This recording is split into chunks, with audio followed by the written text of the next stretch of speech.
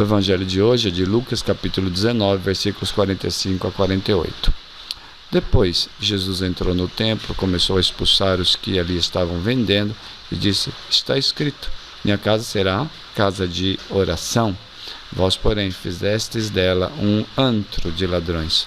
Todos os dias ele ficava ensinando no templo. Os sumos sacerdotes, os escribas e os notáveis do povo procuravam um modo de matá-lo, mas não sabiam o que fazer, pois o povo todo ficava fascinado ao ouvi-lo falar. Palavra da salvação.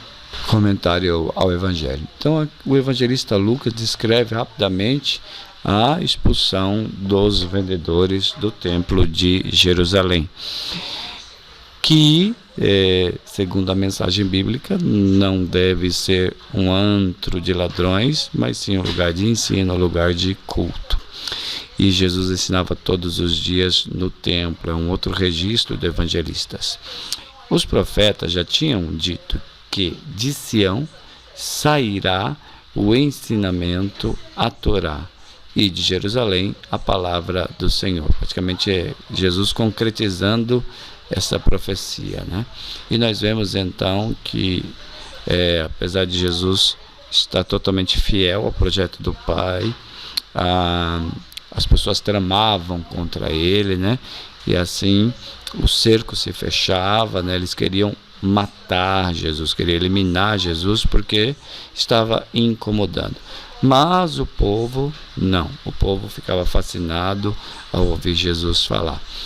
E aqui nós temos uma mensagem: olhar para Jesus e olhar para o povo é sempre a melhor direção da nossa vista. Não olhar só para Jesus e esquecer dos irmãos, dos necessitados, mas olhar também para o povo. É o olhar do samaritano que passa pelo caminho e vê a pessoa que está jogada, né? É o olhar que o Evangelho nos ensina. Somos sacerdotes e escribas notáveis, violentam a Torá e profanam os santuários. É uma profecia, né? Isso aqui é uma parte do Antigo Testamento, diziam os profetas Ezequiel e Sofonias, né? Então, um alerta, né, sobre essa atitude de pessoas que detêm o conhecimento religioso. No Evangelho de João, os fariseus perguntavam aos guardas que não prenderam Jesus: também vocês foram enganados? Então, como se os guardas tivessem sido seduzidos, né?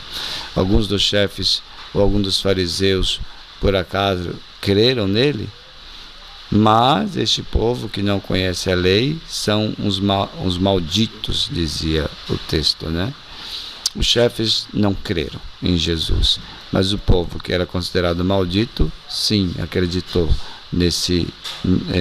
nessa pregação de Jesus. Um poeta latino chamado Horácio escreveu a frase que se tornou um provérbio: odeio a multidão profana e a afasto, mantenho a distância à multidão vulgar.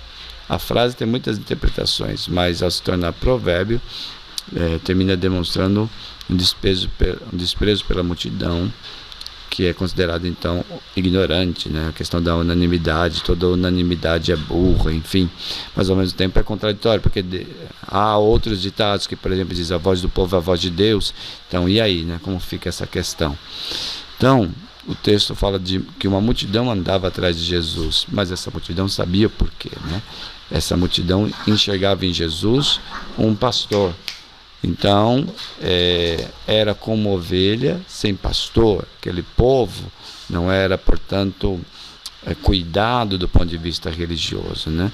Então, não era um povo nem maldito, nem ignorante. Era um povo sofrido, um povo que padecia por falta de pastores de verdade. Então, o Papa Francisco, né, termina tocando nesse assunto quando ele fala que os pastores têm que ter cheiro de ovelhas, no sentido de o nosso culto não pode ficar apenas voltado na alienação, numa atitude de alienação, pensando apenas em buscar Deus e não se preocupar com os outros, né? Nós temos, de alguma maneira, cada um de nós tem que exercer algum tipo de pastoreio em relação aos outros. Talvez não seja um pastoreio dentro da instituição, assumindo uma função de pastoreio, mas todos nós, nas nossas pastorais, nos nossos grupos, devemos cuidar e pastorear uns aos outros, né? Edificar uns aos outros. Vamos à nossa oração. Deus de bondade, envia o Espírito Santo sobre nós, para que nós sejamos pessoas dóceis aos impulsos do Espírito. Senhor Jesus, nós te pedimos, dai-nos um coração semelhante ao vosso, e assim nós possamos amar, acolher e agir com caridade, dentro e fora da igreja. Amar o culto, os sacramentos, a verdade do Evangelho e ao mesmo tempo amar os irmãos que necessitam da nossa caridade.